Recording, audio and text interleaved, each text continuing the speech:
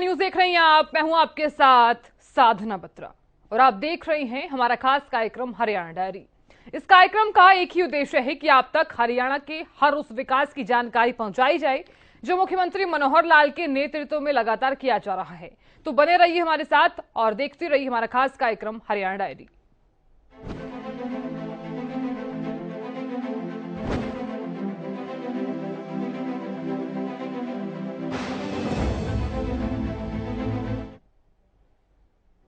केंद्रीय मंत्री नितिन गडकरी हरियाणा के गुरुग्राम पहुंचे, जहां पर उन्होंने द्वारका एक्सप्रेस वे का निरीक्षण किया। इस दौरान उनके साथ कई केंद्रीय मंत्री मौजूद रहे। बता दें कि इस एक्सप्रेस वे से लोगों को काफी फायदा होगा, साथ ही दिल्ली की कनेक्टिविटी भी काफी सुगम हो जाएगी और समय की भी बचत होगी। एक स्पेशल रिपोर्ट देखिए।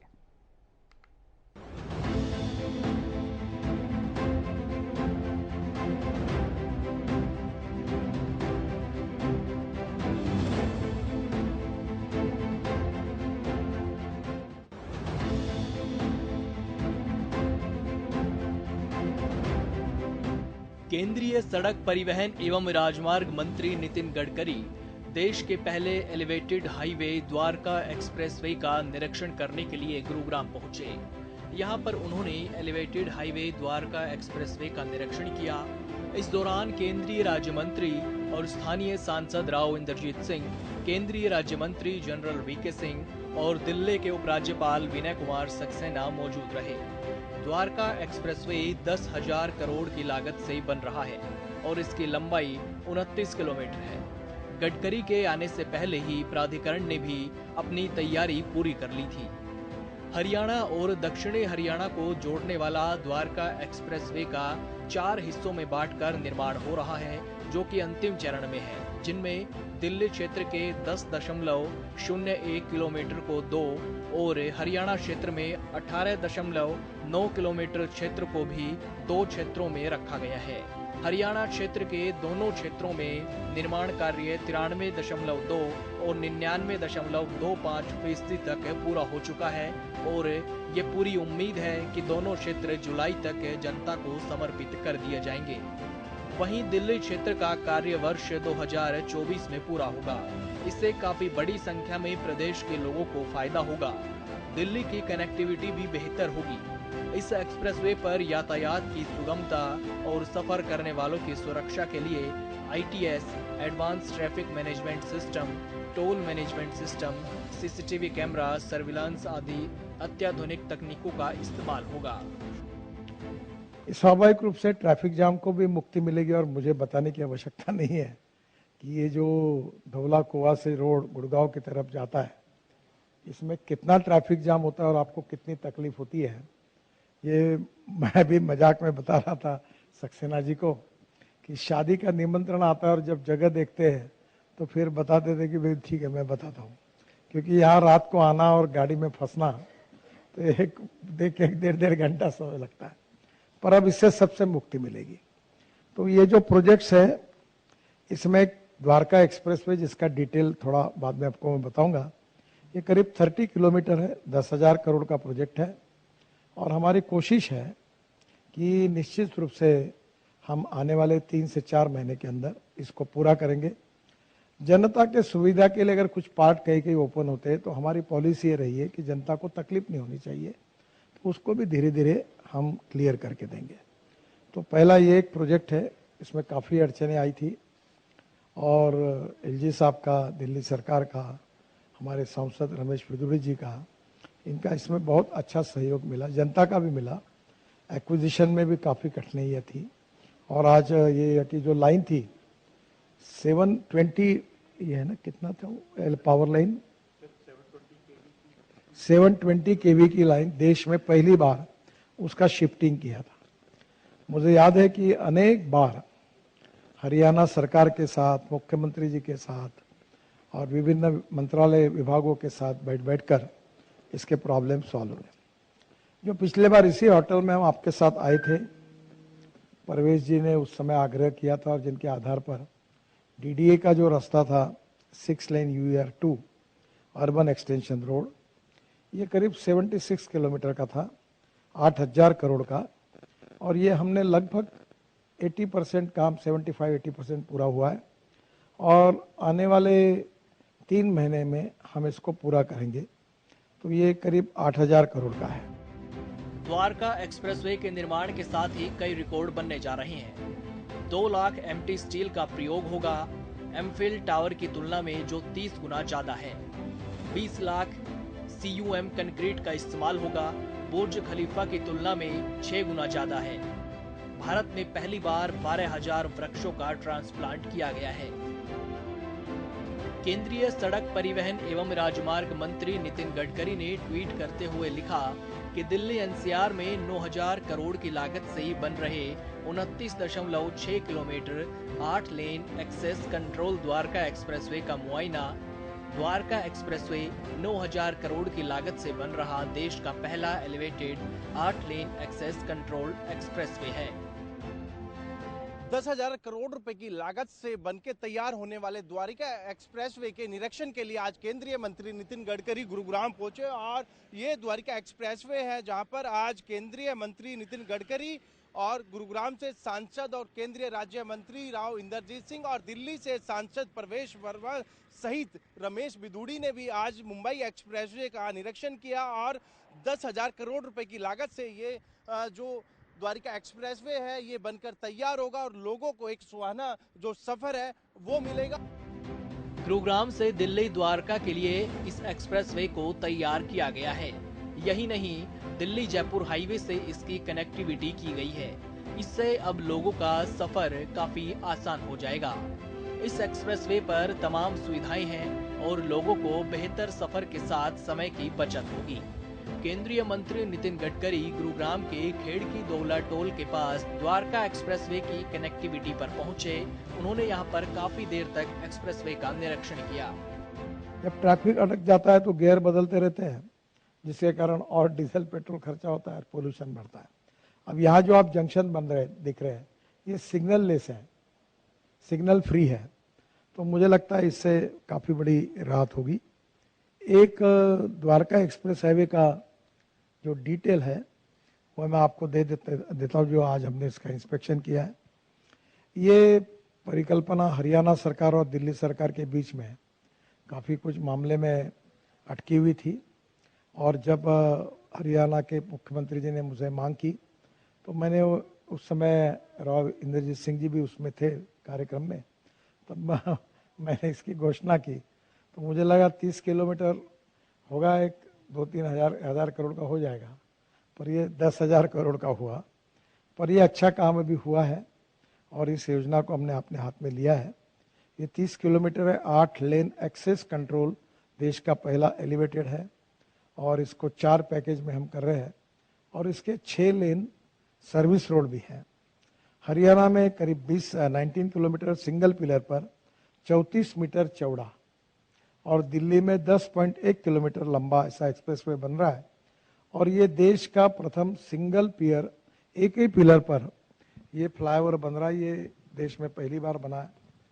वैसे 8 लेन का, इसके पहले नागपुर में हमने बनाया कि एक ही पियर पर नीचे में 6 लेन रोड, ऊपर में 4 लेन ब्रिज और उसके ऊपर में मेट्रो चलती है।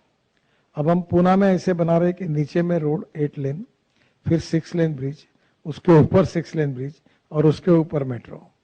तो पूना में करीब 35,000 करोड़ के ब्रिज बना रहे हैं, चेन्नई में 12,000 करोड़ का ऐसा ब्रिज बना रहे हैं। तो हमने नई नई टेक्नोलॉजी लेकर आया भी है। जब शुरू हुआ तो डबल डेकर ब्रिज का हमें कुछ विजन नहीं थी, नहीं तो आगे का सोचते ये भी करते, पर जैसे जैसे सुझाव आते हैं, प्रयोग होते हैं तो नई नई बातें होती है।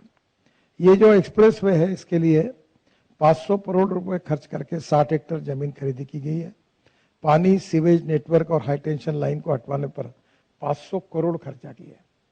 जो हाई टेंशन लाइन 720 केवी की थी, मुझे अनेक बार हरियाणा की पावर कारपोरेशन और मुख्यमंत्री के साथ मैंने 5-7 बार मीटिंगें लेकर हमने वो प्रॉब्लम को सॉल्व किया। इस एक्सप्रेसवे का रोड नेटवर्क 4 स्तर का है, टनल भी है, अंडरपास भी है, ग्रेड रोड भी है और एलिवेटेड रोड और फ्लाईओवर के ऊपर फ्लाईओवर ये भी है। एक्सप्रेसवे के दोनों तरफ 3 लेन सर्विस रोड बनाई जा रही है, 8 लेन मेन कैरेज वे और 6 लेन सर्विस रोड, तो ये 14 लेन अवेलेबल होगी।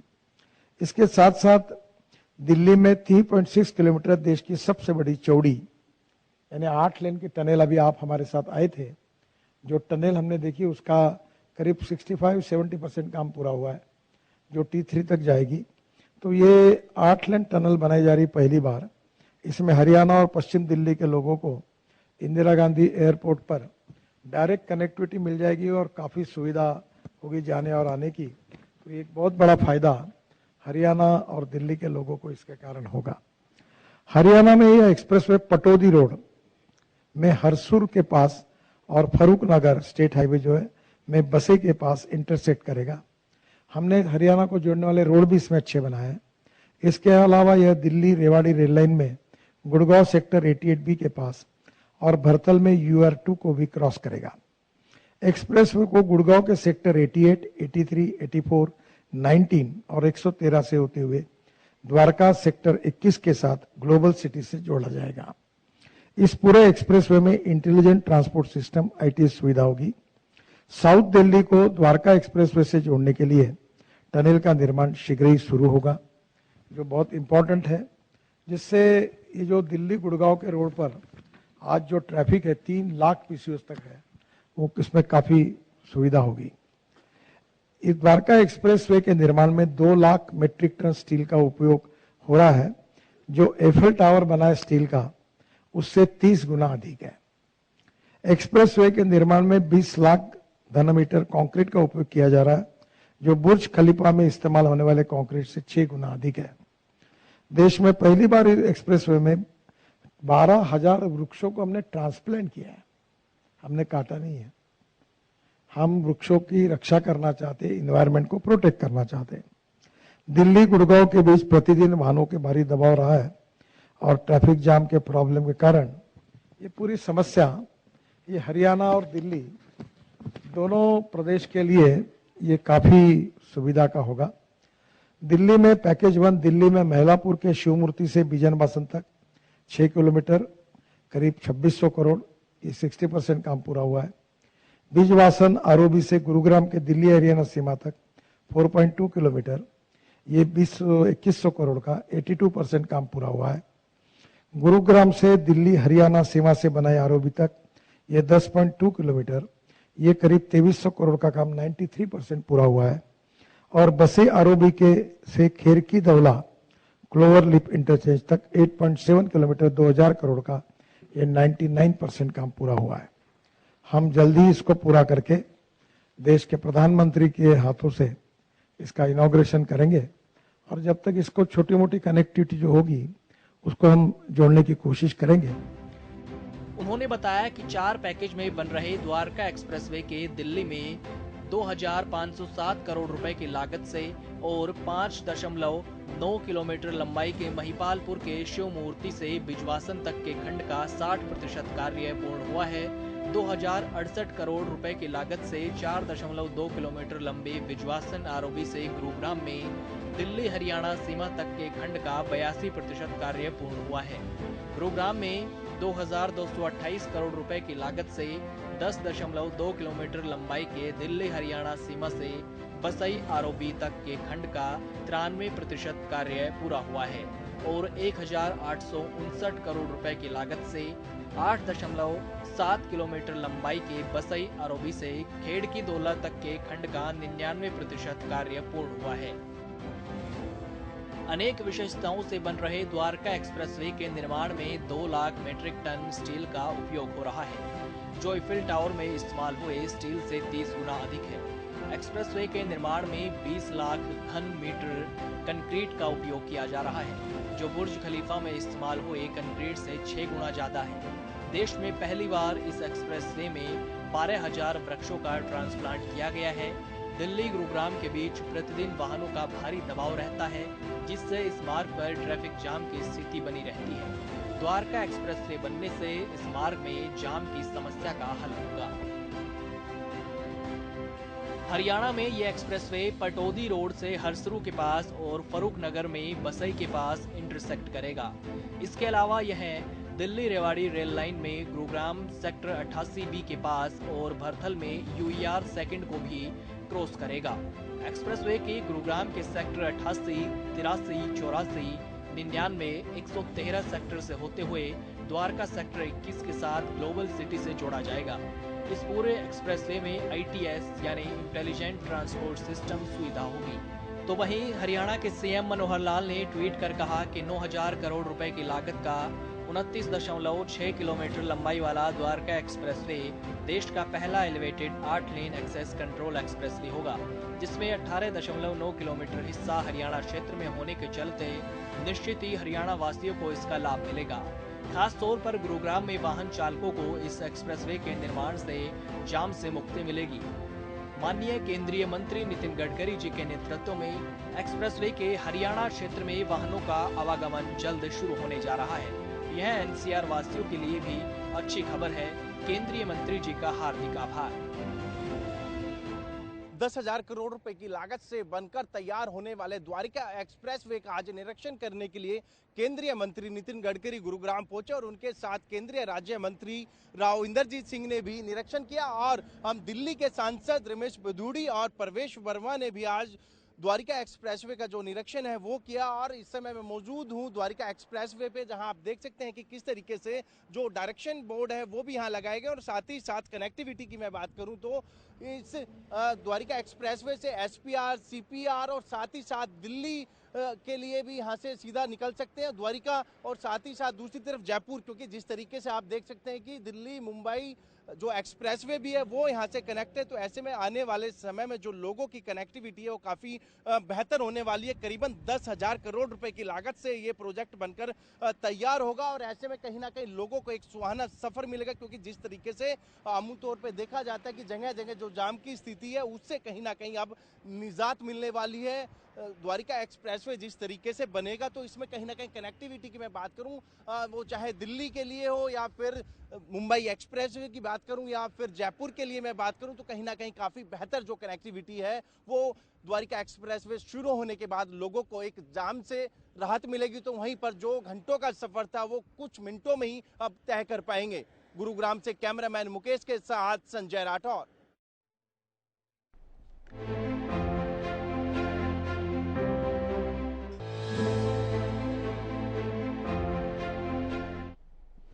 मुख्यमंत्री मनोहर लाल का संकल्प है अंत्योदय, और इसी संकल्प को पूरा करने के लिए सीएम मनोहर लाल दिन रात काम कर रहे हैं। अंत्योदय परिवार उत्थान योजना के तहत मेले का आयोजन किया जा रहा है ताकि गरीबी रेखा से नीचे के परिवारों की आमदनी बढ़ाई जा सके, और इसी कड़ी में 1-2 दिवसीय मेले का आयोजन तोशाम में भी किया गया है। एक स्पेशल रिपोर्ट देखिए।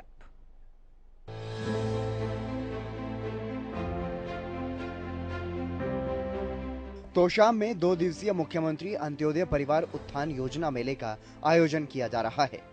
मुख्यमंत्री परिवार उत्थान योजना सरकार की एक महत्वाकांक्षी योजना है। इस योजना के तहत जिन परिवारों की वार्षिक आय 1,80,000 रुपए से कम है, ऐसे परिवारों की आय को बढ़ाने के लिए इन मेलों का आयोजन किया जा रहा है, ताकि इन मेलों के माध्यम से योग्य पात्र परिवार विभिन्न विभागों द्वारा चलाई जा रही योजनाओं का लाभ उठाकर अपना स्वरोजगार स्थापित कर सके। तोशाम में पशुपालन विभाग के SDO और मुख्यमंत्री अंत्योदय परिवार उत्थान योजना के तहत लगने वाले मेले के लिए खंड तोशाम के zonal officer doctor Sunil Sharma ने बताया कि सरकार और प्रशासन का मुख्य उद्देश्य लाभार्थियों के जीवन स्तर को अपेक्षाकृत बेहतर बनाना है। सामाजिक और आर्थिक उत्थान से जहां एक और सामाजिक व्यवस्था में परिवर्तन आएगा, वहीं दूसरी ओर ऐसे परिवारों की आय में वृद्धि होगी और ऐसे परिवारों का पालन पोषण अच्छे से हो सकेगा। तोशाम में मुख्यमंत्री अंत्योदय परिवार उत्थान योजना के तहत मेले का आयोजन किया जा रहा है। मेले के zonal officer doctor Sunil Sharma ने कहा कि जो भी लाभार्थी इस मेले में आए हैं, जिस आदमी को जिस कार्य में उनकी रुचि है, वो उस योजना के तहत अपना आवेदन कर सकते हैं और इस योजना का लाभ उठाते हुए स्वरोजगार स्थापित करें।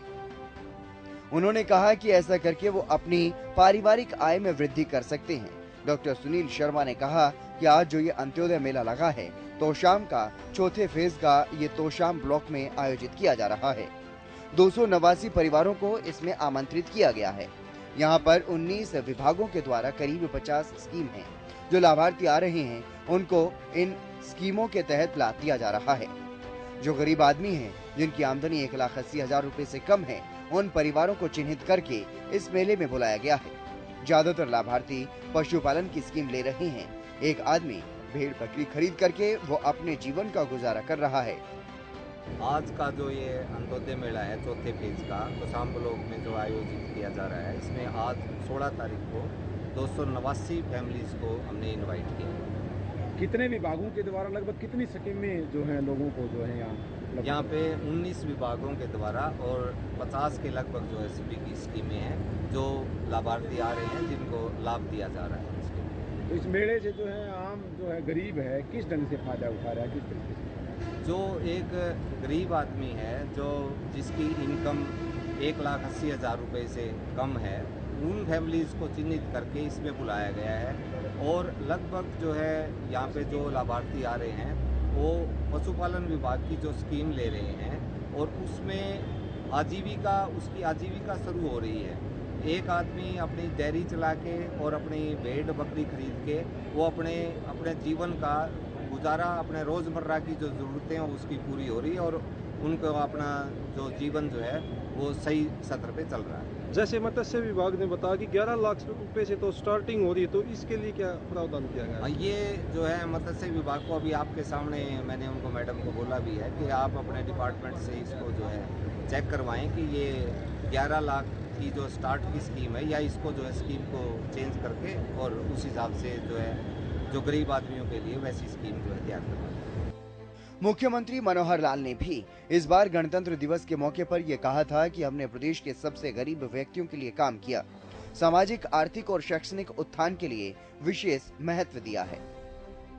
सबका साथ, सबका विश्वास और सबका प्रयास के मूल मंत्र पर और पंडित दीनदयाल जी उपाध्याय के अंत्योदय के दर्शन पर चलते हुए प्रदेश की तस्वीर बदली है, लोगों की तकदीर बदली है, प्रदेशवासियों के जीवन में खुशहाली के नए रंग भरे हैं। हमने हर क्षेत्र, हर वर्ग का समान विकास किया है। जो सबसे गरीब व्यक्ति है उसके विकास के लाभ प्राप्त करने के लिए, जो गरीब परिवार इस लाभ से वंचित रहे उनका लाभ लेने के लिए, उनका सामाजिक, आर्थिक और शैक्षणिक उत्थान करने के लिए इसको विशेष महत्व दिया है।